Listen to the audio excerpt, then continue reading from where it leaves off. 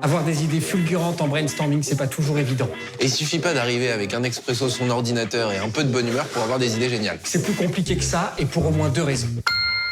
D'abord, en brainstorming, la première idée pertinente qui est lancée a tendance à monopoliser l'attention et à conditionner la suite du brainstorming. C'est très difficile de s'en détacher et d'aller trouver des idées différentes. Rester sur la première idée pertinente, c'est ce qu'on appelle le syndrome d'Einstellung. Pour le comprendre, en 2013, 2 chercheurs ont analysé le regard de joueurs d'échecs face à une situation de jeu qui présentait un bon coup évident à trouver et un excellent coup beaucoup plus difficile à identifier. Leur expérience montre que les joueurs qui ont d'abord identifié le bon coup sont restés en majorité obnubilés par cette solution.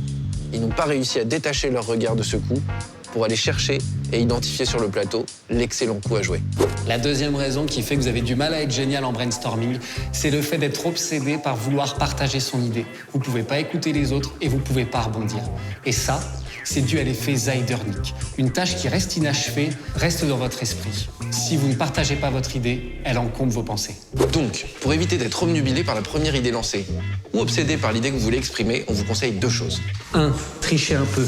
Démarrez le brainstorming avant les autres. Listez sur un papier au moins 3 idées complètement différentes. Ça vous permettra, le moment venu, de proposer une alternative au monopole de la première idée. 2. Pendant le brainstorming, dès que vous avez une idée, écrivez-la. Ça va libérer vos pensées et votre capacité d'écoute et vous serez meilleur que les autres pour rebondir et placer votre idée au bon moment.